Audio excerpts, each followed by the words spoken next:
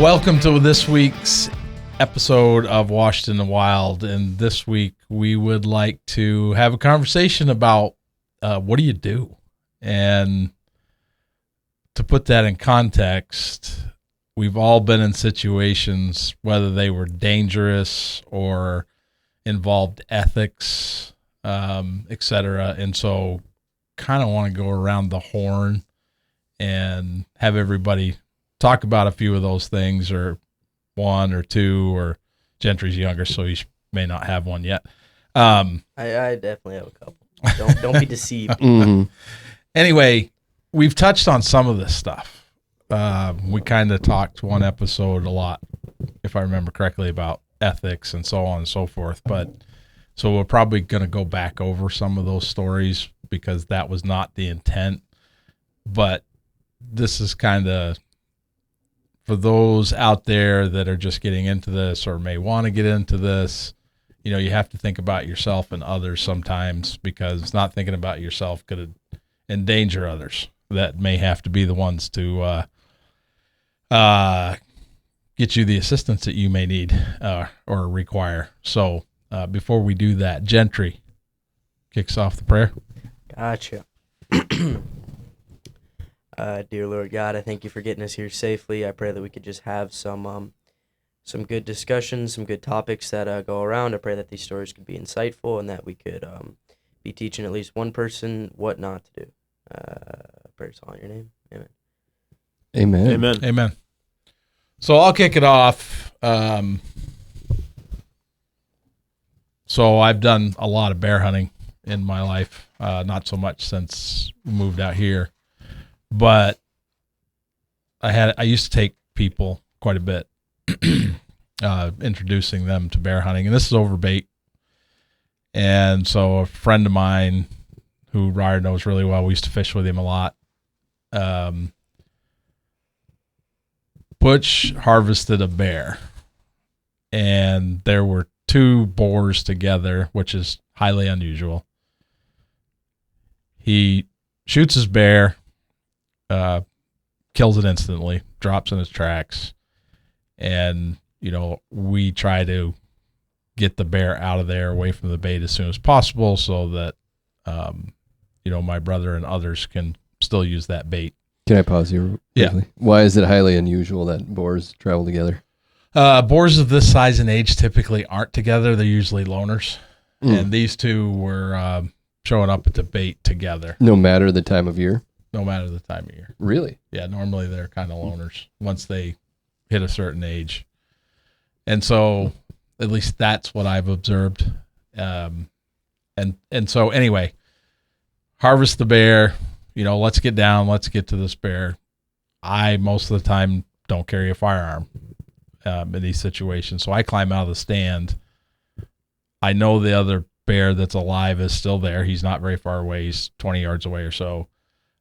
And I just start walking towards the dead bear. I stop, turn around, look at Butch, say, "Are you coming?" He's got the firearm. And he's like, "Nope, I'll just sit up here and watch." He was uncomfortable. This is his first bear, so he was pretty had a healthy respect. That's probably the best way to put it. And so I just kind of nonchalantly walk up. I was talking, and ultimately what ended up happening is the other bear put on a legit charge. Like, I expected him to stop a lot sooner, probably cuff the ground or something like that, woof at me and turn and walk away. However, he kept coming, and it was very, very close. He was probably as close as the length of this room, which is, I don't know, what is that? 10 feet? 10, 12 feet, something like that. So looking back on that, I actually was mad at the bear for doing that, because he shouldn't have done that. But when I look back on that, that wasn't a smart move on my part. I probably should have at least got the firearm from Butch, before approaching that other bear. And, so that was not smart on my part. I should not have done that. should have at least had Butch get down with me, something, and approach the bear together because we look bigger. Obviously, we're going to be more intimidating that way. But yeah, he literally came so close that I was like in my head real quickly thinking he's not going to stop. And, what's Butch going to do? He's 20 yards away in the stand with a rifle, and if we're in a ball on the ground fighting, I mean, if he shoots, who's he going to shoot, the bear or me? So anyway, not a smart move at all. Not on my part, because if that bear had attacked, that would have put Butch in a bad situation. We were in a pretty remote area. Could have caused all kinds of problems. And so not a really smart move on my part. But on the other hand, a different situation, just to kind of give you guys some more stuff to think about as you're picking stories. But we talked about me falling through the ice crossing the river and my buddy saving me. I fell through the ice in a beaver pond a year later, crossing a beaver pond looking for a deer whose mortality switch had gone off on their collar. And thankfully that time I only fell like chest deep in the water. But rather than try to go to the vehicle like I did when I fell through in the river, my first thought was get out, and I hustled to the bank, started stripping clothes off, built the fire real quick, doing the right thing versus, attempting to walk back to the pickup to get back on my own where nobody knows where I'm at. They would have basically had to track me in there. So, that was after falling through the ice once, it kind of got my attention. So when I fell through the second time, it was, and maybe it because I was by myself too. I just automatically, like I can remember as soon as I got out and could walk on the ice again, stop breaking through, I got to the bank, built the fire, and, I'm sitting here today. So I think I was like 22, maybe 23 years old when that happened. So, anyway, that's just some thoughts, some stories. And I've got one other one that's really cool, but I'm saving it. So. I got questions. Okay. A couple questions for you. So the first one, would you like, how old are you on the first story with the bear? Pretty experienced bear hunter is what I'm saying at that point. I was, we lived in New York, so 40. So do you, and I've heard a lot, so I do a lot of ice fishing, and rarely, yeah, believe it or not. Oh, okay. It's something for trout. I okay, like, yeah, just trout. Just lake trout. Yeah, just Lakers.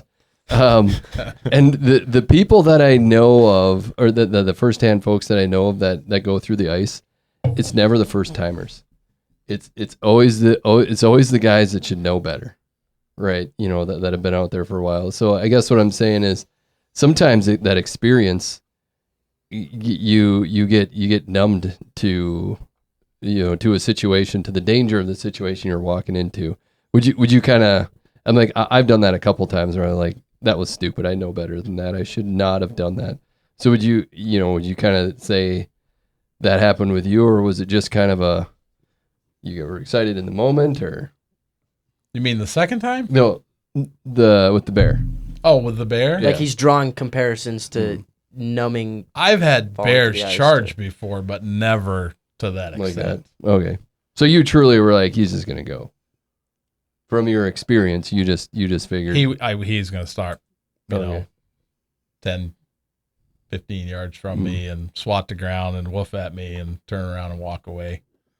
He made me mad. He pissed me off because he just shouldn't have done that, but he did. And I just, I got probably a little too comfortable around him. I think that's a good example, though, of like you're talking about, kind of that complacency is one thing, but also, if you do something that you've done a bunch of times before and, every time it hasn't been an issue, like if you look at the variables of that situation, you're dealing with bears where as a pair, their behavior was already abnormal, so it's like, and I'm not saying I wouldn't have done the same thing if I was in your shoes, but you know, if you think about it from the standpoint of the situation you were in before you got out of the tree, it's like, yeah, I've approached, you know, live bears in the woods 20 times and it's never been an issue, but never once have I approached live bears where there's two mature boars together.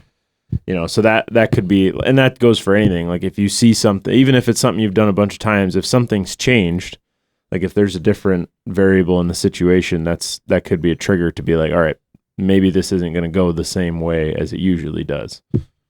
Well, there could have been an element of, hey, Butch, let me show you that you don't need to be afraid. Yeah. I know mean, that those guys were a little bit, I mean, understandably so, a little bit skittish around bears, as most people are when they start hunting them, because they were pretty new hunters at that point for bears. So, I mean, anybody in their right mind is going to be a little bit freaked probably when they're watching bears that are, you know, you see these videos of these guys that are sitting in trees, and I've bear hunted a little bit, but not a ton, and they got bears climbing up the tree that they can like touch their nose with their foot or something, and they're just like cool as a cucumber. And I'm like, man, I'd probably need to change my pants after that if that was me. But I think going back to what you said about it's always the experienced guys who fall through the ice. I think there's an element of like the being new and like being so unsure of it, because every time I've taken one of my friends out who doesn't ice fish, or I've been with you when you take someone out, it's every time the ice shifts or pops or cracks, they stand up. What was that? What was that? Do we need to get off?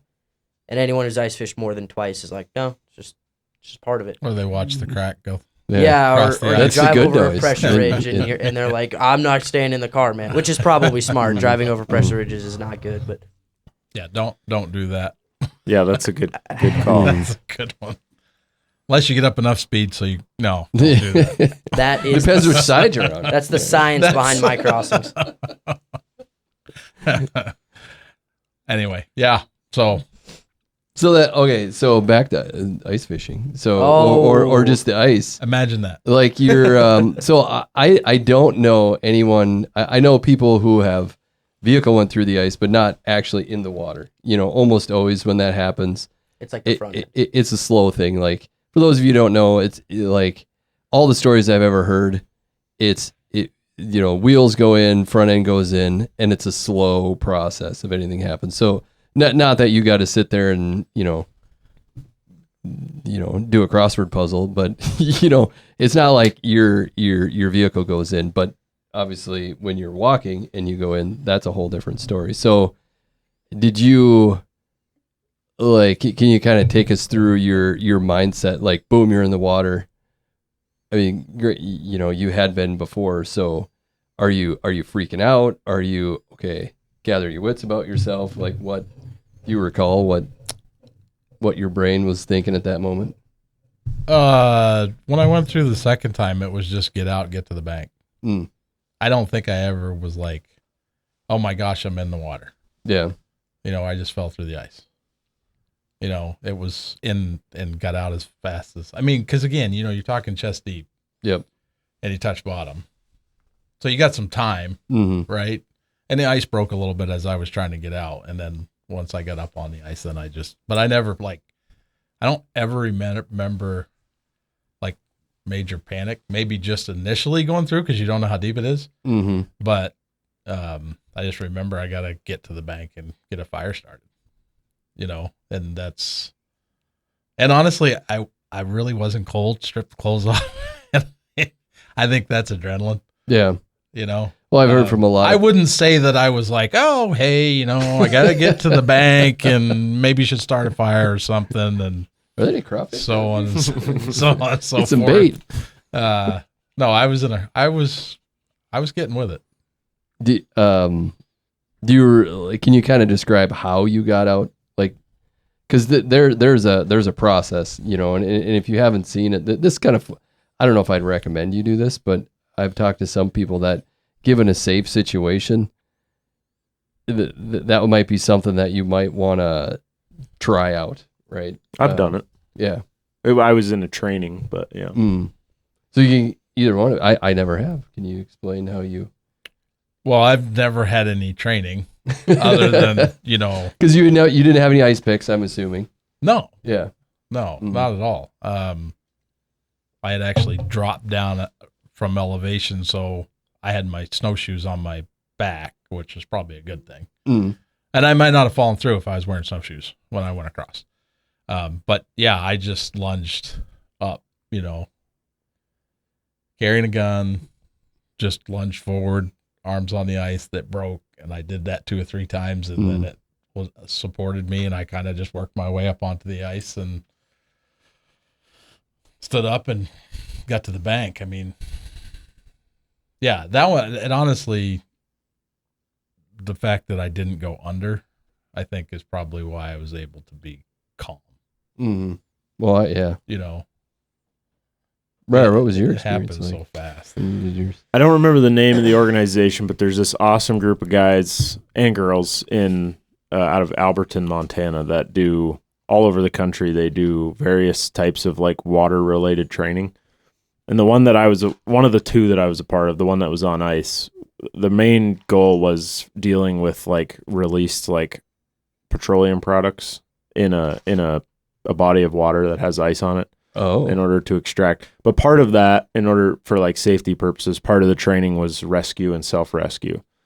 So essentially what they taught us, and I'm not quoting them by any means because this was a few years ago, but there's 4 main steps if you go through. Number 1 is control your breathing, because that is how it goes bad for a lot of people, is you get this cold shock. I mean, anybody's felt it. You accidentally step into a cold shower, or you don't have hot water, whatever it is. Your body gets a cold shock. You immediately start hyperventilating. So you just need to like basically get your head above water, obviously, and control your breathing, slow it down, in through your nose, out through your mouth. And it's going to be hard, but it'll take a few seconds. But it's more important to control your breathing before you start moving. Don't panic. Because if you're hyperventilating and start thrashing around, you're only going to make it worse for yourself. Step 2, kind of like what you said, is kick your feet so that way you get your body as flat as possible, like horizontal, parallel to the surface of the water. So your feet will usually be up under the ice behind you or in the water, depending on how much broke. So you get flat and you put your hands on the ice, and then you kick your feet to propel you forward. And as you do that, you kind of like slide your body and pull yourself up on the ice a little bit without like pushing up. You just kind of slide forward. There's a lot of videos and stuff on it that show it a lot better, because it's kind of hard to describe without seeing it. So you get basically your front end up on the ice, and you just continue to stay flat on the ice and kick your feet until you get your body out enough where you kind of have control, and your weight's primarily on the ice. And a lot of people will think at that point you just like get your knees under you and stand up, but a lot of times if the ice is thin, you're just going to break it again. So get up to where you can get your feet on the ice, and you roll, like barrel roll, essentially, to where you can tell for as well as you can that the ice is safe. And then, that's kind of the last step, is that rolling. Obviously, you work your way to the shore. A lot of people will recommend you get up on all 4s and crawl before you stand, because you're distributing your weight over a wider area. But yeah, it's pretty much, it looks really easy if you see people that know what they're doing. It was up by Williston. It was like 20 below zero, and there was like 3 feet of ice, and we cut holes with chainsaws and pulled out the blocks with like little hand cranes. So it wasn't quite like anybody broke through, and we were in Mustang suits, these dry suits that are big and heavy and super insulated, so it keeps you warm. So we were in very safe scenarios, and we did knots and throwing rope bags and for people if you're helping somebody else get out, and there's all techniques for that. One thing I will say though, especially if you're an ice fisherman or you spend a lot of time on the ice, particularly when it's thin and more dangerous, there's these little things you can get. I don't remember what they're called, but it's like they essentially are like 2 little plastic EpiPens, essentially, is what they look like, a little smaller, and they're held together with a string. And they work like an EpiPen, where you push them against a hard surface and the plastic will retract and it'll reveal like a metal stud. So the idea is like you have those in your pocket or whatever, you control your breathing, you grab them out of your pocket, and then as you're moving across the ice, instead of just trying to slide and kick, you can kind of slam those picks down into the ice, and they'll grip picks. And you can, they're not picks like sharp like you might picture, like somebody would use for ice climbing, but they're they're just like these little plastic things that have metal studs in them that you can use. So if you're a guy who likes to fish a lot of early ice or something like that, you know, where you might be in a situation where you could fall through, like that's a great little tool to add to your kit. At least a couple of screwdrivers. Yeah, that would work same too. thing.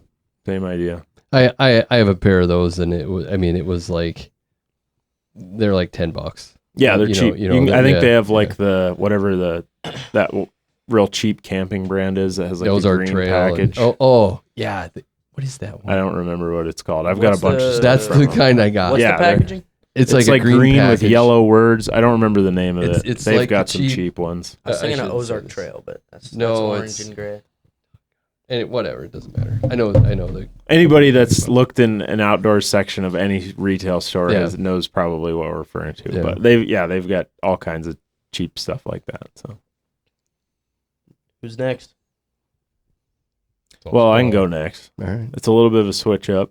It's hunting related still. I had a bunch of stuff that came up, and I might share more of that depending on how this goes. But I think the most important one from my experience wasn't a situation where I was in danger. I was hunting with a friend of mine, and he was a fairly new hunter. We're deer hunting. It's out here in North Dakota, so it's pretty open country. You can see quite a ways.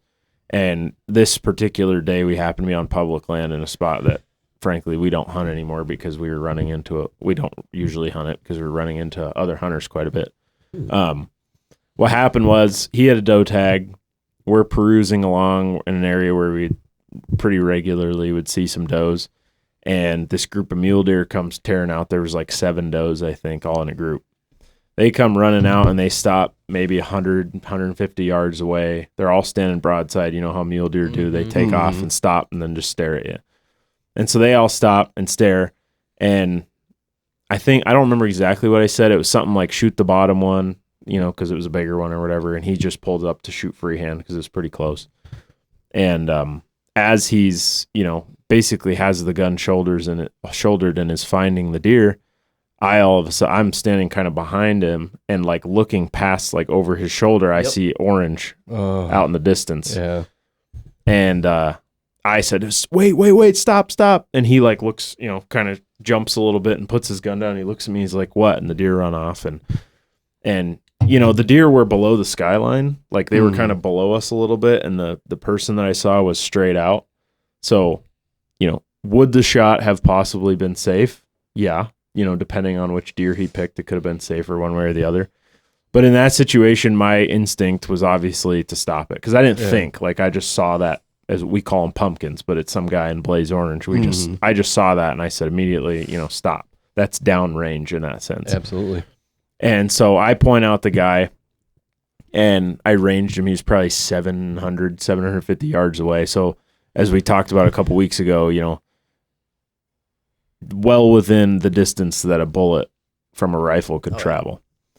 And I feel good about the decision. You know, I don't regret it at all, even though, like I said, it, you know, in the right situation, it could have been a safe shot. The guy ended up, like shortly after this whole thing happened, like 30 seconds later, the guy starts shouting at us.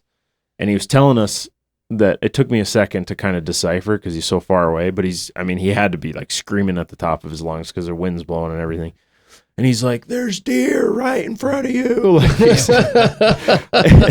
And these deer, I mean, obviously we saw them. They were long gone by that point. But I just like put my head down. And I'm just like, what is going on today? Like it was just one of those days. And so from my perspective, you know, maybe it's different if you're with your own crew and you're spread out and whatever. Don't yell across the prairie or the mountain or whatever at people, even if, you know what's going on or whatever. Like, don't yell at them. Yeah. It's one thing if like this person's lined up to shoot and they don't appear to have recognized that you're there and you're trying to protect yourself. But from my perspective, the first thing you should do is hit the deck in that situation because you have a lot better likelihood of being safe if you're out of the line of fire than by trying to grab that guy's attention. Mm-hmm. So it's a quick one, but that's basically what it is like that was one of those situations where I was like, this is not something quickly changed and it was automatically like better safe than sorry type scenario. So, and that's just the reality of public land. Like you're going to have those encounters. It's nobody's fault. You know, that guy didn't do anything wrong other than arguably yelling. But we ended up, you know, kind of meeting up with him later in the day because we crossed paths and you know, he asked us, what's been going on, you guys? And he wasn't upset with us, you know, and we weren't upset with him. I mean, I was a little frustrated, but most people are when they run into somebody that is on their, you know, their spot on public land and whatever. So that's just part of it. You know, it's frustrating, but you know, we ultimately made the right decision there. And so I don't really have lessons learned per se from that other than, you know, I think that it's always better safe than sorry is the way to go. So. Well, that's the classic, know what's beyond your target. You know, that's what it, and you know, you being observant to what's going on, you know, even if you were to let him shoot, you know, usually those offhanded shots, unless you're an amazing shot, you're missing that deer's running, that they're already running. So it's probably, no matter what, you're not going to drop that critter in its space. Right. So, you know, he jacks another shell in and takes another shot. Right. And, you know, where's he at then? And yeah, you don't have to be, if you've ever been on the other side of that, where you're in a zone and all of a sudden you got lead flying at you, it's, I don't care who you are, that sucks. And it's like, no, this is not something I want to repeat. So, and you definitely don't want to be on the other side of that. He was way more animated that day when he told the story at the end of the day. I'm sure I was. Got back together. Because if I remember right, that day was like a comedy of errors. That wasn't the only thing that happened that day. You had several things occur that is true. Although I will clarify by saying the majority of days in the woods are a comedy of errors in general. As we've said before, there's a lot more that goes wrong and goes right usually. So, but that's part of the fun. Yeah, I was gonna say that's part of public land hunting, and I don't public land hunt for deer, but I've had that with pheasants, where it's like you're walking a tree row and then you look 20 yards over and there's guys walking a tree row across the fence. It's like, I mean, there's nothing you can do. It's just part of it. Blockers. No, I think I remember the one he was talking about. That was anyways, it's public land hunting, but yeah, not to discourage folks. I mean, yeah, public land is a great opportunity provided by your states, whether it's, you know, school sections that, you know, North Dakota does and the plots and all that. There's a lot of great opportunities to hunt out there. You don't need private land. You don't need to own land or know somebody who owns land to, you know, to hunt and be successful. And to clarify, I don't know that we've ever actually mentioned this before. For those of you that are maybe a little bit more on the nerdy side, when we say school land, what we're referring to is state trust land. That has slightly varying names depending on the states you go to. But the overall idea is it all came from the same place in any state. It's from what was called the Land Grant Act. And essentially that took, I believe it was one section out of every township. So one out of every 36 sections, and designated that for use publicly, but mainly for the purpose of these that are called land grant universities. To use for research purposes. So a lot of them don't get used for that, but they're available, and it's a nice resource. Doesn't it go to the school district? Isn't that it's what not goes to the it's not the university. district, I don't think. The university? Yeah, like North Dakota State is a land grant university. They're a part of that program. It can be used by anybody because it's public land. Yeah. But the program, although it's state land and it's the regulations for different recreation and use and whatnot, and how like grazing leases and all these different kinds of things is determined by the state, the actual legislation that established those lands was federal legislation. Yeah. So I guess I had always thought it went to the school district. Well, there might And be that was a way to- modifications, but Yeah. my understanding is what he said is that that's a way to help fund you. But That was like- mine is from all third hand, so I'll defer to you on this one. Bottom line, wherever it goes, it's public land. It is public. It's land. free to use, and the school districts or the universities, wherever it goes, normally they don't get used for research purposes. There is exceptions to that. A lot of time, some of the times you'll see people out there just for like a a walk or bird watching or something like that. I've seen, study plots and stuff. Yeah. On the Mhm. on the school land. So It's a different way to manage land. I don't know your guys' experience, but usually you can tell a school section because it's grazed to nothing. Most of the ones that I've seen, and the concept is it's rented out, and it's the landowner doesn't own it, and so it's land there that's to be profited from, and sometimes that hard grazing is a management tactic too. So anyways, yeah, Anyway. most of the ones that we run We across digress. are like we digress. Are you going next or?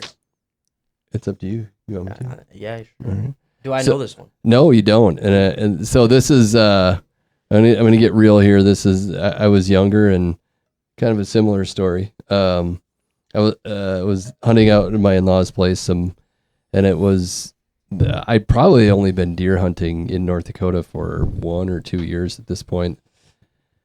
And I like to walk, so I walked completely to the back of this section and got into this area I'd never been before. And one of my we were married then, so my wife's uncle was he was kind of in my zone, but further away from me, not anywhere in where I was going to be shooting. And so I'm just kind of sitting and waiting, and I'm looking over this draw. And this group of does just comes like screaming down the middle of this draw.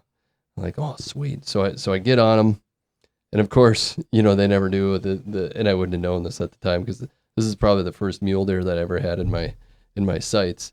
Didn't stop, just kept going. Jumped the fence, kept going. So I'm like trying to get on them, and by the time I get on, I'm buck fever there, does, right? But I'm just laser focused on them. Finally, I get one that's kind of in the back, and I shoot. And I'm pretty sure I hit on my first shot, and then shoot again. And by the time I'm shooting, I realize that I'm taking shots that I never, like the second shot I never ever should have taken, because I'm basically shooting in the general direction of my wife's uncle, right? So it was like, and you want to talk about the worst I've ever felt in my life, like the old you can't take that shot back. Like I went up there and I was just like, I am so sorry. I don't care what happened. Like the hunt was basically over for me. I was just felt like a dirtbag. And he was like, no, it's no big deal. And I was like, no, it was. That was never should have happened. And so I don't know, the concept or the life lesson for me was always know where everybody is, and you need to be aware of your surroundings, no matter how exciting the hunt get or whatever happens. There has to be a point where it's like, nope, I don't cross that line. This is my zone that I'm in, and I don't go there. Like when we're upland hunting, that especially when I take people out, that's a big deal. This is your shooting zone. When we're gonna pinwheel, we're gonna do some different walks here, but you need to always know where you can and can't shoot, right? And that's I probably have too many stories of those when you're hunting, especially for pheasants and stuff like that, because those birds never get up exactly where you want them to. They're behind you, beside you, between you, and crossing you up and doing different things, which makes it exciting. But you got to be able to make split-second decisions and know this is where I can and can't go, right? How am I swinging my gun? That's going to be in a safe position. So, I think the big thing is just being aware of your surroundings, no matter how exciting, no matter what happens, anything unexpected happens. Just know that no deer, no pheasant, no anything is more important than your livelihood or the livelihood of your fellow hunters out there. So that's mine. There you go. Mm. Did you end up getting the animal? Yeah. We I think that was the first doe I ever got. Definitely North Dakota. I mean, everybody makes mistakes. I think it shows a lot about your character in that moment. The fact that you felt bad, like you had that sick to your stomach feeling, because, you know, if you've had on either side of that, or especially on the side of like being the one that's more in danger, you know, if you've had that experience and somebody approaches you and they're just like oblivious, like they don't apologize or they don't even realize that they did anything wrong, you know, like it's one thing if they genuinely did not know you were there. And that can happen with especially certain types of hunting. Like that's the big thing about turkey hunting is, you know, being really careful between the calls and people aren't wearing orange and things like that. So, you know, there are situations where sometimes it is just an honest mistake. You did not know. That's part of the, you know, importance of paying attention to your surroundings. But, you know, if you have somebody like yourself that approaches and is like, you know, feels really bad, it's like, you're supposed to. Yeah. You know, you should have that sick to your stomach feeling because, you know, it could have been bad. So I think that, you know, if you feel that way, don't like try to downplay it to yourself and be like, oh, it's not that big of a deal because somebody said it was okay. Like it was a big deal. And you should remember that because that will help prevent you, you know, that those kind of emotional experiences get in your head and that will like change your instincts. You know, I believe that'll make you notice or change what you're doing when you're not actively thinking about it because your brain knows that happened, you know, and is trying to avoid that gut-wrenching feeling. So yeah, whether you realize it in the moment or not, the all those things, you know, I think Gentry, you talked about it on your process you go through before you shoot, you know, control your breathing, focus, pick a spot, do those things, and invariably it's like, wait a minute, what's beyond my target? What am I You know, am I aware of what's going on here? That all goes into it. That's a good. I'm up. Best for last. Everyone in here knows what this story is. I'm sure of that. It was a beautiful September day. All right. Hey, I forgot one thing. Oh yeah. You do know who turned you in, don't you? Oh yeah. Don't worry. Oh yeah. It'll come up in my grand tale. Good. Play it up. You can embellish it if you want to. It was a nice September day. It was like probably 70 degrees, and I was out like 30 minutes away from town with one of my buddies hunting doves, and we found this beautiful spot. It was a cattle pond. We're like right next to a sunflower field, and there was like beans on the other side of the road, so the doves were just like all up in this. We had a great day. We shot a 2-man limited dove, so 30 in the state of North Dakota. It was a great day. We get home at like, I don't know, it was like 6:30 no, I was later than that, like 7:30. And we didn't clean the doves in the field because we didn't talk to the landowner about that, and nobody wants 30 dove carcasses by their cattle pond. And so we were like, good decision. We were like, where should we clean these birds? And we were just about in town, and I was like, well, do you want to like where do you want to go? Like, should we, you know, what should we do? And he was like, well, my buddy was like, well, there's this construction site that's right next to this coulee, sort of like by my house. So we could just clean them and then throw them in the coulee. And I was like, all right. So we go and we like, and it wasn't a construction site. It was like a dirt pile and then like a gravel square on like the end of this neighborhood. There wasn't like active construction going on. And so we parked and we we cleaning our birds, and two of my other friends live close by. So we told them to come or whatever. And we were all just kind of hanging out, cleaning birds. And then we finished cleaning the birds. And how many vehicles were there at this?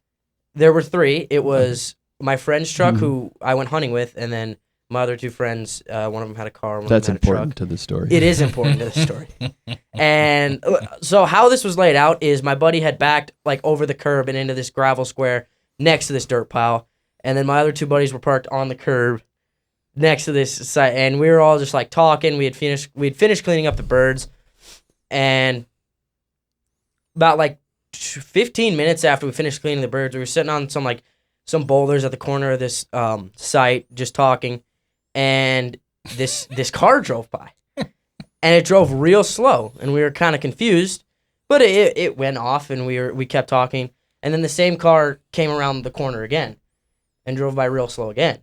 And we were like confused. So we kind of like all turn, and the window rolls down, and it was a woman's voice. She was like, "Are you guys good? Are you guys okay?" And we're all like, "Yeah, yeah." And then my one friend, as a joke, he was like, "No, I'm not. Help." And then the car drove away, and then this woman parked at like the next intersection. She like flipped her car around and kind of just watched us. And she was like 100 yards away, and we weren't really paying any attention. And so we just kept talking, and then we kind of walked away towards my friend's house. He was like 4 houses down, so we walked away. We left all the vehicles there, and we took the bag of the Dove breasts and walked inside. And we were in his house for probably like an hour, and just talking, whatever. We threw the Doves in the fridge, and we hear these sirens outside. And we're like, oh, well, whatever. And we look, and from my buddy's house, and you can see like the very corner of this dirt pile, and we see all these cop cars and these ambulances and these fire trucks like literally wrapped around this corner. And we're like, what's going on? Like did something happen? Did we do something wrong? Like are they just parked there for the house next to it? And we're kind of watching, and then the fire truck drives away, and then the ambulances drive away, and then it's just and then the 2 other cop cars drive away, and it's just two cop cars were there, and they had like spotlights out because it was dark at this time, and they were like spotlighting this coulee and this site and like everywhere, and we were like, well, what's going on? So we decided like we're walking over there, and the one cop car drives away, so it's just just one squad car. And we walk over there, and they we're just getting back in their car, and they see us, and they, meet us, and they're like, these are guys' cars? And we were like, yup. And we were like, what's going on? They were like, well, we got a call off the 911 number that somebody had flipped a vehicle here, like messing around in this parking lot. Do you guys know anything about that? We were like, nope. They were like, obviously none of these vehicles were flipped. Is there one in the coulee? Like, be honest with us. Like, you're not, like, you won't be in trouble or whatever. And we were like, no, it's these 3 cars, and they were sitting here, and then we walk back over here, and we're like freaking out at this point because we don't know like if something else happened while we were gone. And they were like, no, like, whatever. And they were like, and then they asked, where'd you guys kill the Doves? And we were like, oh, just north of here. I'm not going to give it away. And they were like, oh, actually, the field didn't get planted with sunflowers this year, so it's going to get planted with sunflowers next year, so it'll be good again. But anyways, they were like, oh yeah, I heard it's good up there. And we were like, are we good? Do you guys need like our information? They were like, yeah, we'll take your names. We're not going to have you fill out like any official witness forms or anything because nothing happened. They were like, you guys did nothing wrong. Like we got a call that obviously like wasn't true, or either was at a different location that we messed up. Like obviously nothing happened here. And they were like, just to make sure you guys weren't like whipping, donuts or whatever in this gravel. We were like, no, we were like, then they were like, yeah, we didn't really see any tire tracks that were like, looking like that. And we were like, yeah, I mean, the cars have been like parked. Like the only time the lights were on was when my friends were pulling up, and then they sat there motionless for the past 2 hours. And they were like, all right, well, we'll just take your names, and then we'll be on our way. So we gave them our names, and they took our names, and then they drove off, and we were all like super confused about it. And whatever, we looked in this specific development that my friends live in has a Facebook group, and all the moms were in this Facebook group. Like they had pictures of like the cops spotlighting the coulee, and everyone was really confused, and we thought it was funny. And then that was a Friday night, I think. And then that following Sunday at church. Can I jump in? Yeah. So, my point of view, I wasn't home for this, and I don't remember where you were. I was at a work conference. Oh yeah. So I was out of state, and I get home, and the first thing my wife says when I get home is, "Hey, Gentry has something to tell you." And I was like, "What?" Well, then he tells me this whole story, and it's just like, okay. So when we'll go over the things that you learned, we had that conversation. Yeah. And so, anyways, so you guys had just moved into your we're moving. Pam just moved into the new shop in the mall, right? Mm-hmm. So I was over, and I had Gentry explained to me where it was, and it was in the vicinity of your house. So I like, hey, did you guys have any like craziness go on like last weekend? This was Sunday at church. It was at No, church. Yeah. no. This was because you confronted him at church. But You visited the shop. because this was on That's right. this is on Wednesday when I was helping you guys with something, and Pam goes off. It couldn't have been any better. She was just like, these hooligans were out there. They were just being, like, I didn't know what was going on. Just on and on and on. And I think I was like, Pam, that was Gentry. Oh no. Well, the thing that flipped it over the edge was I need help. Yeah. In hindsight, that Yeah. was not the smartest decision in that moment. Yeah, everybody's got one of those friends though, and it's like, Mm-hmm. why do you gotta say that? It's like, it's not funny. How just out of curiosity, I might know the answer to this already, but how far would you say you were from the nearest like houses when you were doing this? 30 yards? Oh, okay. I was 30 curious. to 30 to 50. So what did you learn from this experience? Well, I learned don't say stupid things to people who don't know context. I learned that there are many better places to clean your game other than in a development close to houses. Mhm. I did learn, however, that if you dump dove carcasses inside a development, it is not illegal. But that doesn't mean do it. I No, no, wouldn't. I wouldn't 'Cause go that far. I think they were We just. specifically asked the cop about this. We were like, well, like, we didn't know. Did we do something wrong by, like, because obviously there's feathers all over here. Like, it's not Yeah. a secret. Yeah. That's how they knew we Yeah, shot you're the not doves. hiding 30 doves. And they were like, no, like we don't care. There's nothing, like, we're not going to cite you for it. We couldn't see you doing anything wrong. Mhm. I mean, obviously you guys did clean the birds here. Yeah. Isn't there a sign there that says no public access? There are no dumping. No, because it wasn't like I know the sign wasn't there because I remember looking at the post that it's on when the cops were there because the cop. I think he's trying to say they put that sign there because of them. Yeah. That could be true. It quickly went up. No, they're everywhere in those drainages. The funny thing that I want to add is that this was before my experience was before this story, probably by a couple of years. But when I was in high school, I had a couple friends. I lived, with them during that time before this, and I had a couple friends, and most of the time on the weekends, we would go down and we'd hang out down there by that coulee. Never had a problem. Granted, we weren't cleaning doves or shouting for help, but we used to hang out. I mean, you guys knew about it. I'd just walk down there with my dog, and I'd run my dog in that coulee and play fetch with her, and then we'd go down there after dark and just sit around and talk and hang out and stuff. And we never had an issue, but that area has been pretty substantially developed since we moved in, so that makes a difference too. So not that you should go around dumping carcasses in town, but Yeah. Yeah.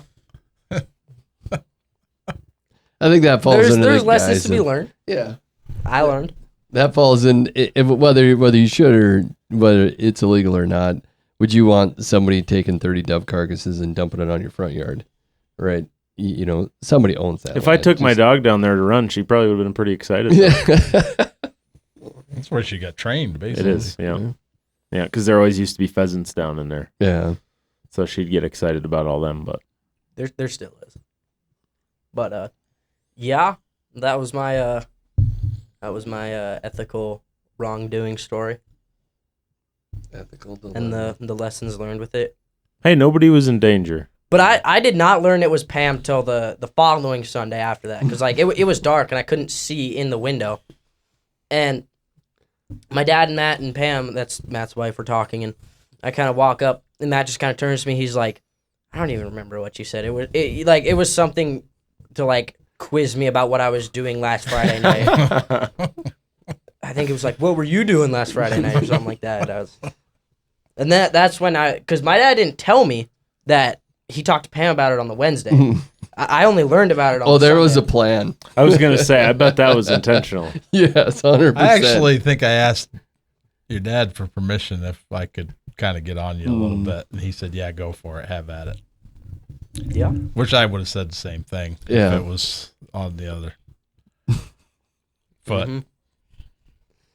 Mhm. That's pretty, I mean, honestly, it's pretty mild, you know, but when a mom, somebody's yelling help. Yeah.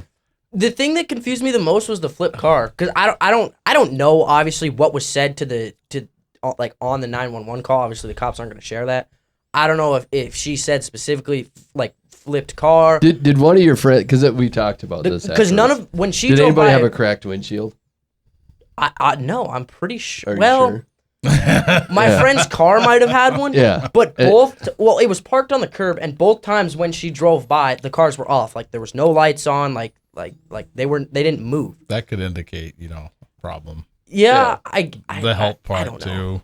It definitely, there's definitely ways. They were to hiding see- behind rocks in the timber, and See if you guys had actually been in trouble, then you would, you know, if somebody called, then you'd be really happy, Oh yeah, yeah. you know, that happened. So anyway, Anyways, anybody.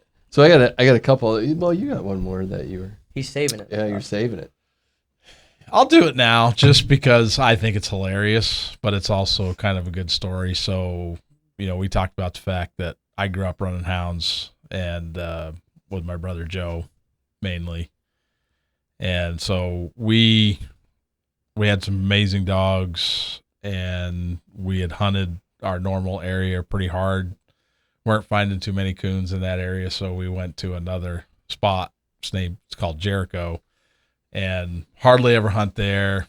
It's when you go into it from one road to the next, you're actually going to go into actually cross through a town into a different town before you get to an improved road. So it's a pretty vast area. And we were driving an old log road, dog strikes,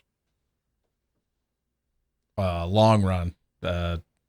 These dogs went really deep to the point where we had to get up on a hill or mountain so that we could hear them. We had my uncle's a relation to my uncle, young boy. He was probably I think he was a couple years older than me, but he'd never been. So this is the first time we ever take him out. And we don't come home, we just hunt until, you know, it's let's go home type of thing. So it could be midnight. It could be 3:00 in the morning. And so we go to the dogs and it was a really low cloud cover. Couldn't see stars, couldn't see moon, really hard to look at the horizon, even to see mountains and stuff. And so we hike in. It's actually 2 boar coon, which is kind of weird that they were big coons. So we shoot them both and we start walking out. And up there, no compasses. I never used a compass until I got to flatland, and that because I couldn't hardly navigate. When I got to Missouri, I struggled navigating in new areas at night. And so, but we never used compasses or anything. So, you know, we go way in, shoot these coons, we're carrying them out, heading back to truck, probably going to go home type of thing. And we keep going. And pretty soon my brother's like, I don't really know where we're at. And I'm like, I have no idea. You know, this feels like the way that we went in, but you know, you can't see the horizon at all in the night sky. There's no stars, there's no moon, there's nothing. And, you know, you navigate. My thing was the Seven Sisters, cluster of stars in the eastern sky. And so I use that to navigate all the time. But it's cloudy. And so we actually, we walked a little bit, realized we don't have any idea where we're at, you know. So we just built the fire. And I actually used one of the coons for a pillow because we spent the night in the woods, except Buddy, our blue tick, he kept coming and grabbing the coon and dragging it away from me. So I'd have to get up and go get the coon from him and come back so I can have my pillow.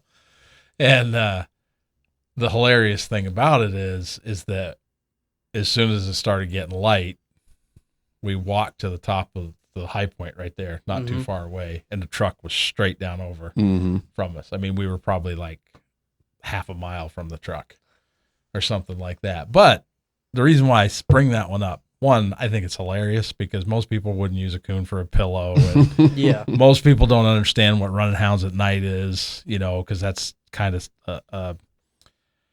a culture that's gone away a lot, especially in the northern part of the United States. Guys still run bears and cats and stuff like that. Southeast, they still run a lot of coons. But, to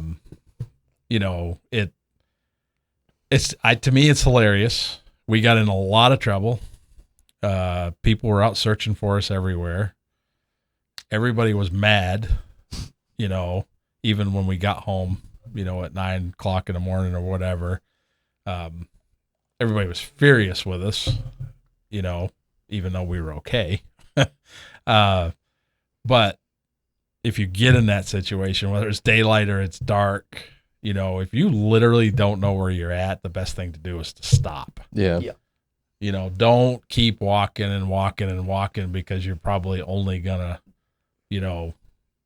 make the situation even worse, especially if somebody knows kind of the general vicinity, where you are. I mean, for me, there's days when I get to hunt by myself, but all he needs to know is where I was going. And if he sees my truck, he probably knows where to cover.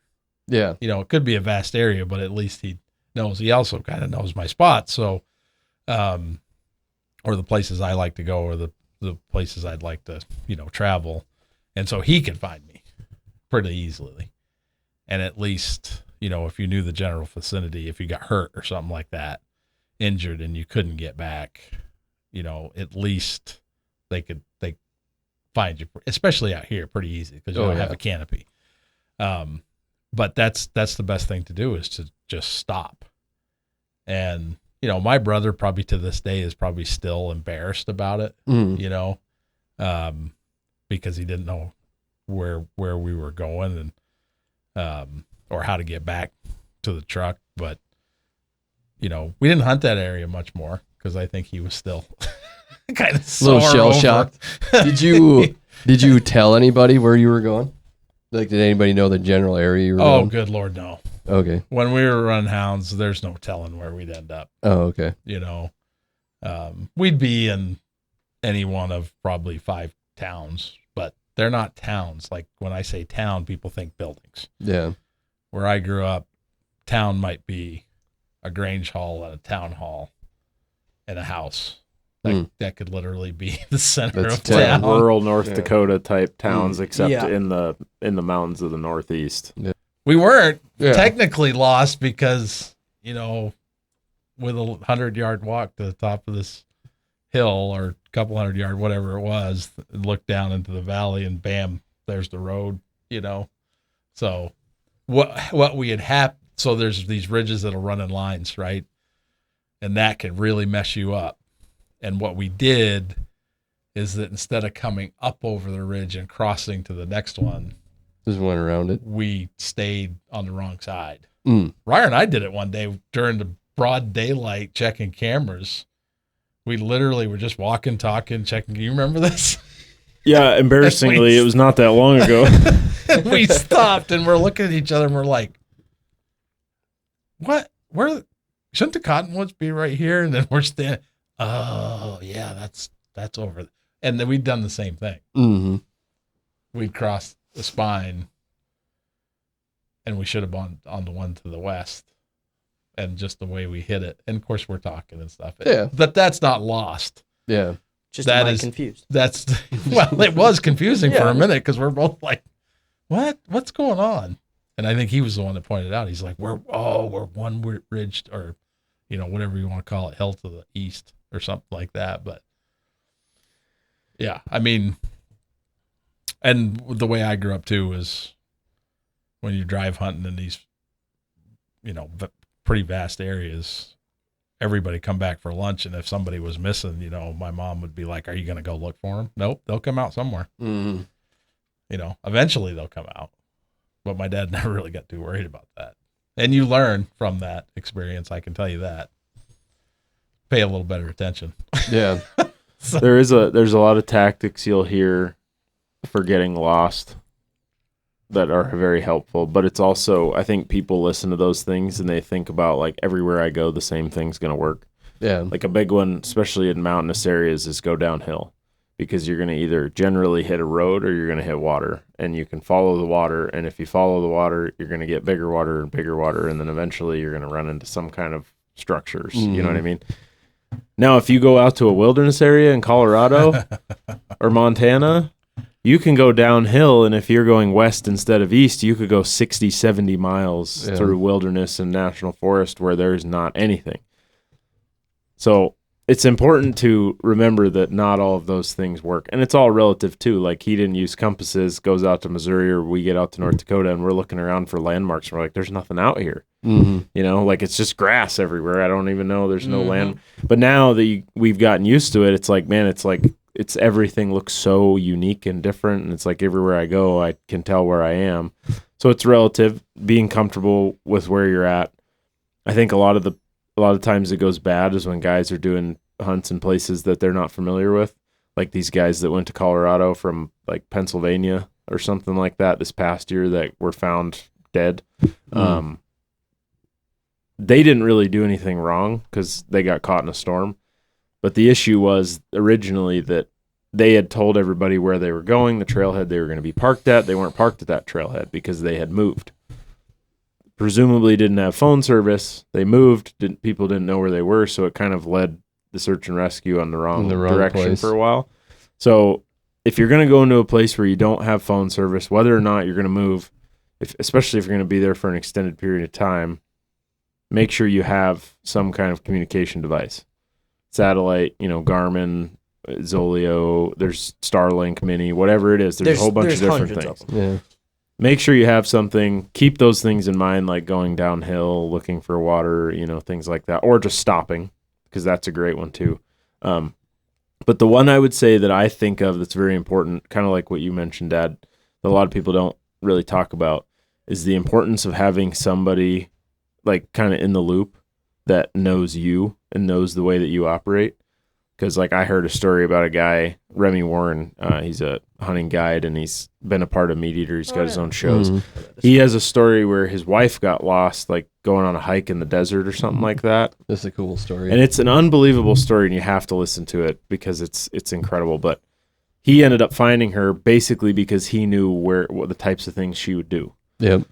And I say that because like we had an experience last season where I went into a new spot alone.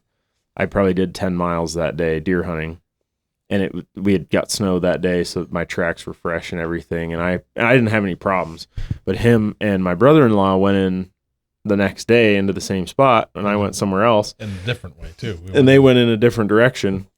And as they're going on throughout the day, like more and more often, they keep cutting my track from the previous day, to the point where like he told me at the end of the day, he's just like, apparently we think alike, because we kept going and checking all the same places and all the same vantage points and looking, and so, it's just kind of a funny thing, but like having somebody that you hunt with a lot or hike with a lot or whatever it is that really knows how you operate can be the biggest thing to help somebody find you, even if it is in a place that you don't understand. It's kind of like people will say about hunting, like, you want to find the deer, you got to think like the deer. Mm-hmm. It's the same thing with people. If you know the person, you want to find the person, you got to think like the person.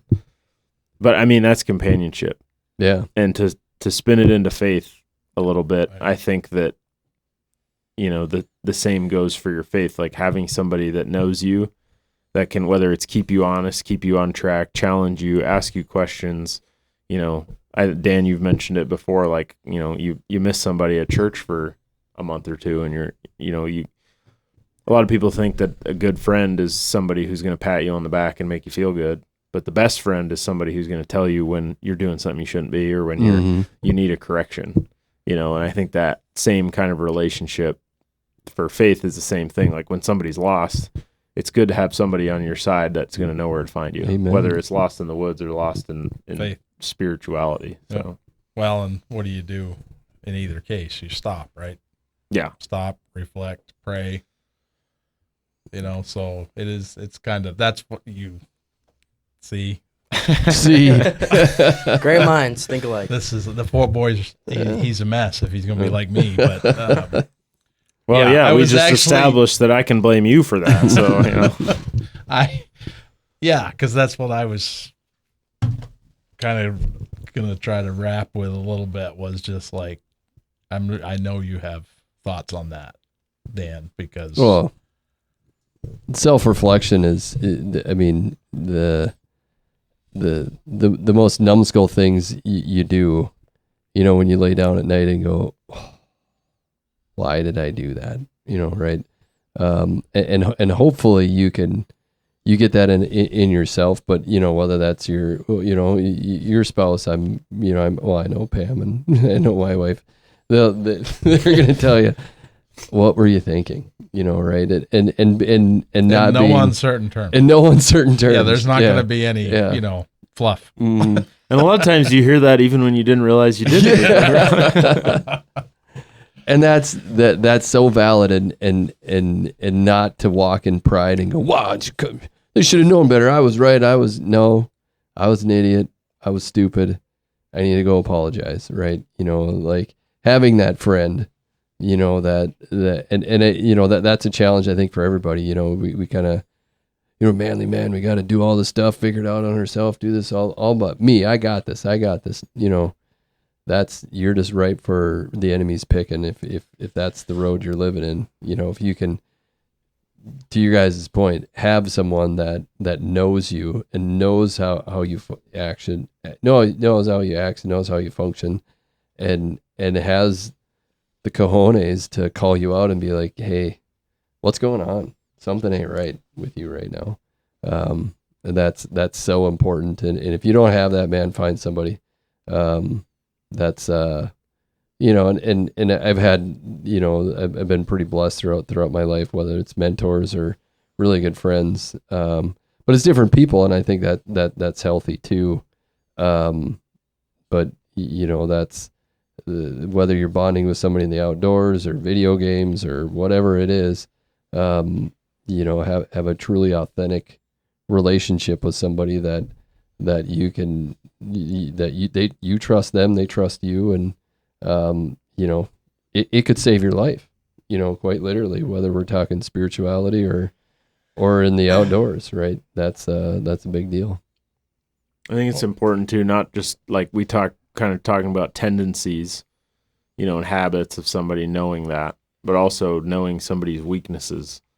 Because as good as it is to call people out, it's also good to know, like, especially with guys, there's a lot of more recent talk about, talking about feelings and mental health and all this kind of stuff, which a lot of us frankly don't want to do. Mm-hmm. But having somebody that can look at you and recognize that something's not right is really big, because you might not notice that it's wrong yourself, or you might not, want to talk about it, but having somebody that can come up to you and be like, even if you don't be vulnerable or whatever it is, they can let you know, like, hey, I see that something's not right here. Mm-hmm. You don't have to tell me all the gory details, but like, just know that I'm in your corner, not only letting those people know when they're screwing up, but also letting them know, like, I'll build you up when you can't do it yourself, so. And I think that obviously God, Jesus, the church is the best thing for that. But, as people, we are, God made us to be in companionship. So as good as it is to look to your faith from an individual perspective in those moments, like, a part of the faith is that community. So it's not wrong to look to somebody, in addition to, or before looking to the church or God, because God puts those people in your life to have that purpose as well. So Absolutely. You ever notice that the people that have, at least in my experience, right? This is not scientific, but the people that seem to have in our, outdoor world, the strongest ethics tend to have faith. Yeah. I think that's the whole world. Mm-hmm. In my book, I mean, whether it's hunting or not. They'll react the same to when people do less than ethical things. We use other terms sometimes for their actions, but they react the same way, or similarly. Mm-hmm. Yeah, and that's this is a different world, but I've noticed some of the most calm, solid people that have some amazing faith tend to be like, if I don't know if you guys have known any nurses, like older nurses that have seen everything, right? And they're I can think of two of them. One of them is my wife's aunt, and this gal, a nuke could be going off across the street, and she would just be like, "All right, step one."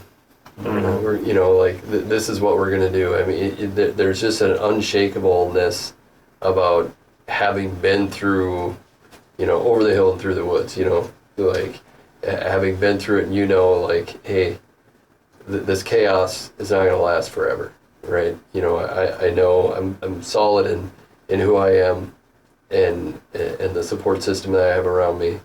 One thing I will say to that about the nurses is I've had that experience with a couple of people with a military background. Yeah. I don't know the details of what they've seen and what they've done, but the implication is probably similar. Like it puts, those life or death, crazy, wild situations that people weren't necessarily ever even meant to experience, that they've experienced. It just puts everything in such perspective that it's like, this problem at work that people are freaking out about, to them, it's like, they know that it needs to be handled, but they're not losing their mind or their temper or whatever, because you would assume in their brain, it's like, in the grand scheme of things, this is not a very big deal, right. Nobody died. Right. This is nobody got severely injured. This is minor. But I think you can have the same problem in the opposite direction, or not problem, but a problem from the opposite perspective with hunting, is that back to that complacency, or faith as well, to be honest, back to that complacency where it seems like every day, whatever, regular stuff, because it's whatever your circle, it's common, and you tend to forget that this can very quickly become life or death. When you have a weapon in your hands, whether it's hunting or ice, being on the ice, or if it's, in your faith, like we've talked about it before, this little sin that I keep doing, it's not a big deal, whatever, it's not so bad. But like ultimately, like we talked about before, that compounds, and as we've said, sin leads to death, So these little things can be, sometimes they are most of the time they are simply that, just little things to keep in perspective. But other times, little can turn into big too, right? Exactly. Very quickly. Because if you're, this is, that's no big deal. And then you take it a step farther and a step farther. Yeah. And I think that also helps knowing Paul talked about this in one of his epistles, and that, this may not be a stumbling block for me, but if it's for my brother, I'm not going to do this thing in his presence, because it's, I respect him and I love him enough to know this is going to lead him down a bad trail. Right. So it's, I'm a brother enough to know that I'm not going to lead him down this road, and I think that's another one, that if you have somebody that truly cares for you and appreciates you, it's, it's not like you change who you are, but you're like, I'm not going to throw this temptation in front of them and have them go down a road that is self-destructive, right? Unless you're a teenager. Because I know that I was like, hey, dude, do that. You should do that. Yeah. If you do it, I'll do it. But hopefully there's somebody there. Yeah, that's definitely happened with everyone in here. Me especially. Yeah, I guarantee you. Yeah. Well, and there is a difference. It's not to say you need to be like ultra shelter yourself from every possible thing, because you got to live a little, but it's also like, you're not going to invite your recovering alcoholic buddy to a bar. Yeah. Kind of thing. So, yes. So, are we good? Yeah. We could do a whole nother There it is. episode of this. I had like Do we 3 have a- more stories, but Of course anyways, we have a but yeah, fact. Okay. we got a fact of the week. Oh, do we? When was Yeah. the last time we didn't have a fact? Never. Gotta be. I don't think. I didn't do it like the first 2 episodes. Before that, we got I need to turn this around on you, dude. some what? Nothing. Go ahead. Some current events. March Madness is down to the Sweet 16. Number 9 Iowa beats number 1 Florida. That Did you was pick big my event. bracket for me Which on the one? 16? The one I. No, I didn't. Oh, dang it. Well, Anyways, it hasn't started. anyway, Yet. It starts keep going. tomorrow. Keep going. Fishing. Well, every license expires Yes. the 31st of this month. So yeah, correct. what is it like? Next 8 days? week, 25th today. Yeah. Tuesday. Mhm. Make sure you don't get caught on that April Fool's Day or the following days after out on the lake We'll without a see good if he license. talks about Mm. the big one. Mhm. The big 3 application closes. No. Mhm. I don't know Turkey what you're season talking- opens soon. Oh, Is that, yeah, is that what you yeah. were looking for? Nope. Mhm. Give me a hint here. Whack, whack, whack. Oh, duck stamps get delivered soon. No. Well, I know that's all happening. Have there been changes for resident waterfowl hunters in North Dakota this coming season? I saw something on this. I actually saw something on this, and I don't remember Touchdown. what it was. Duck guy didn't get it. What is it, Matt? I'd have to read it. I read it quick. It's something like we got residents have like 3 extra days before non-residents. Starts on 26th. I do remember that.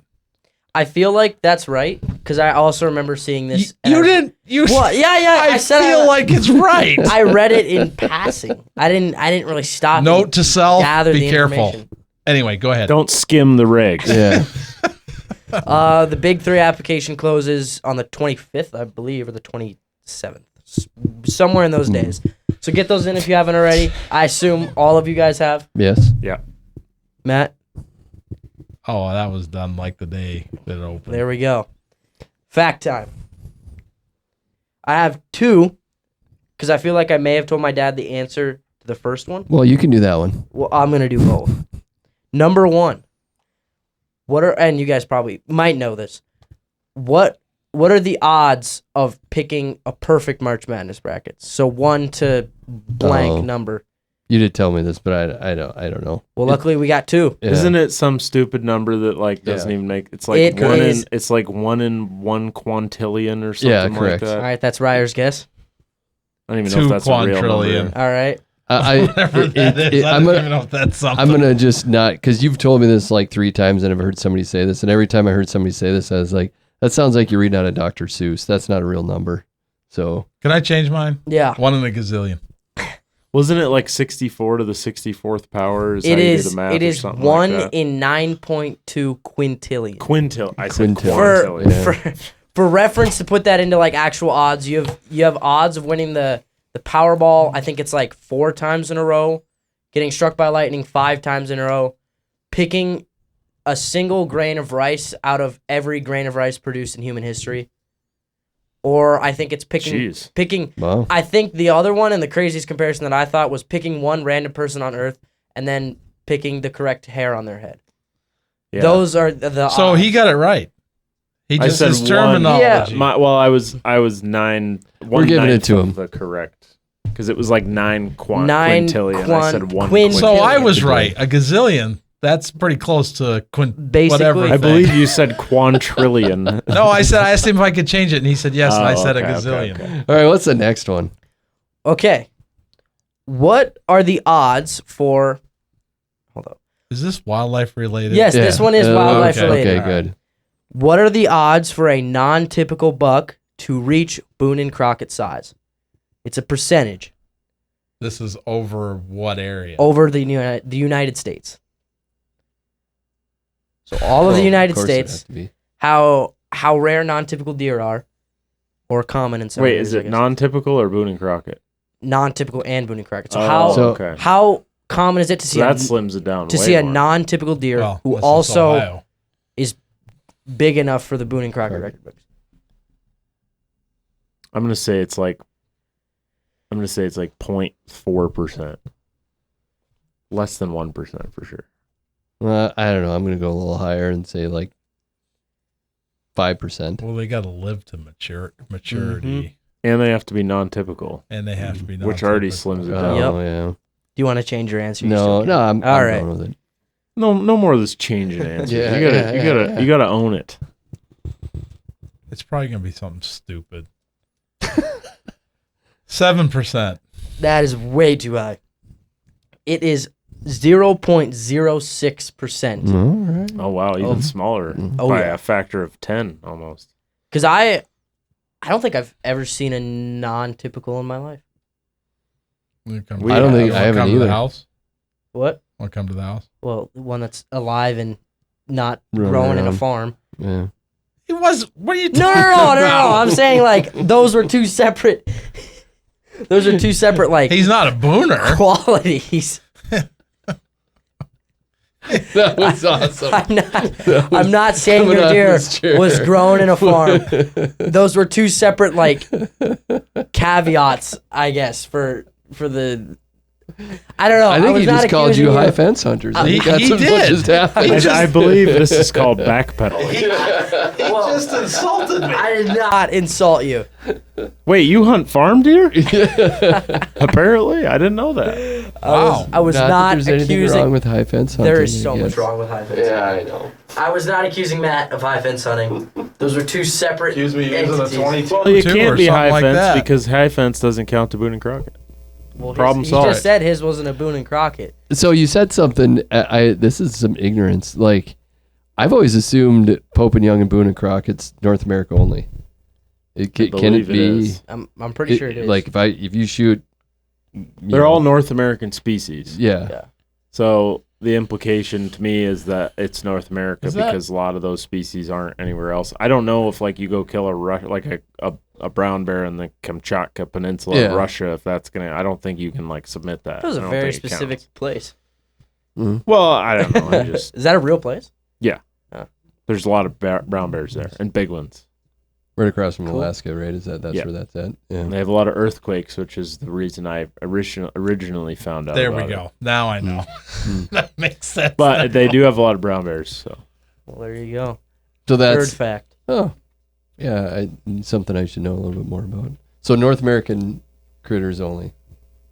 that's my understanding. No, I don't know. like, there's I'd got to have to be look some it up. rating system for all those African animals. There definitely Like how is, they- but it's not called That's Boone and Crockett. that's a Yeah. little different because I'm there very well may be, but a lot of those animals are harvested from some like pseudo high fence. Yeah. Like because there's so many game preserves and areas where the game is protected and Yeah. not necessarily the same way that you would think of a high fence here. Might be because hundreds of square miles. vast, huge Yeah. areas, but they're also, under some level of control in a different way. And I don't know that much about it though. I would Me guess neither. there's some scale for like grading a. I'm sure they a have black scoring buck or systems, whatever but it is. whether or not they have Gem's like a buck. book with certain requirements and check boxes to keep record of over a certain, I don't know that they have that. But there's scoring I'm systems sure for they do. everything. Yeah. And there's multiple different scoring systems. So Hmm. I don't typically score animals. Actually, he probably does it more. You score. I haven't in a couple years, but You know, that's that we should do that because we could do a scoring. I have a Video. vague that would be cool to do. I have a vague idea how it's done, but Because we got a bear skull we could score, we got mule deer, we got whitetails, we got an elk that we could do.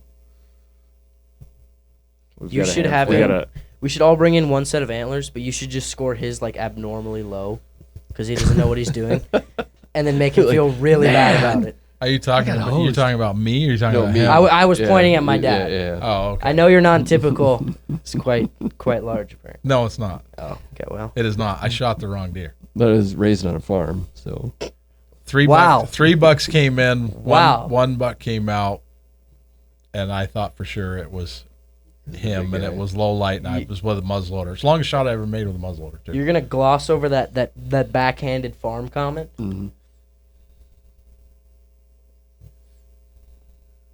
I'm not paying any attention to you. Did you say something? He said, "Well, Matt's deer was raised on a farm, anyways." I don't know if you heard that comment. No. it depends on how tall the fence was. It could be on a farm, guess. as long as there's no tall fences. I mean, there's a lot of agriculture around these parts. They That It there was is. in benefit Missouri. from. That's why they used to give out like 4 or 5 tags to everybody in North Dakota, is because people were complaining there were so many deer coming into their feedlots during the bad winters and eating all their feed. So they started just saying, just slay them. Just slay them. That does not happen anymore. How long ago was that? Well, I have a coworker who was farming. Well, I think he remembers it when he was a kid, and that was like the 70s or the late 60s, 70s, and then yeah. That might be a good one to do. Those stories where you watch the giant walk into something, and you're like, this has got to be him. And then the old ground shrinkage. You know, you get up to it and go, oh no. I have a story about that. That's not. I had about 5 minutes of shooting light left. I feel like you can't tell the story now. You gotta. Yeah, before we get too long-winded and start telling more stories. I didn't, and he came out, and I thought for sure that was the same deer, and it was not. I honestly can't say I've ever had that experience. Really? That's happened to me a couple times. My story isn't about me, but it's about a time I took someone hunting, and they experienced ground shrinkage. It was this past year, actually. Yeah. Every small deer that I've shot, I was like, that's a small deer. I knew what I was doing. So, a meat deer. Yep. Meat bug. I guess there was one that shrunk, but it wasn't a buck. The muzzleloader deer? We'll save that for next time. You guys are teasers. Gotta end it at some point. I have the photograph if you want to see it. That is true. Bring those. Put it up on screen There right is now. evidence. Yeah. No, that. Hey, how old one. were you? 12. There you go. First time I hunted alone. I don't care. That's still cool though. Oh, I'm proud of it. Yeah, It was a funny story. Yeah. Does Mom know you're alone? We've had that discussion. Oh, we did. Okay. She didn't find out for a long time. I'll just say that. And alone is He was 500 yards away probably across the 500. field over the hill kind of thing. We're telling too much. Yeah, Yeah, Matt, yeah. you gotta just cut it off here at some point. no. I just didn't know how much trouble I was going to get in. I was talking about the episode, but Yeah. that was a good tidbit right there. All right, we're good. We're good. Dan's up next week. Yep. Yes.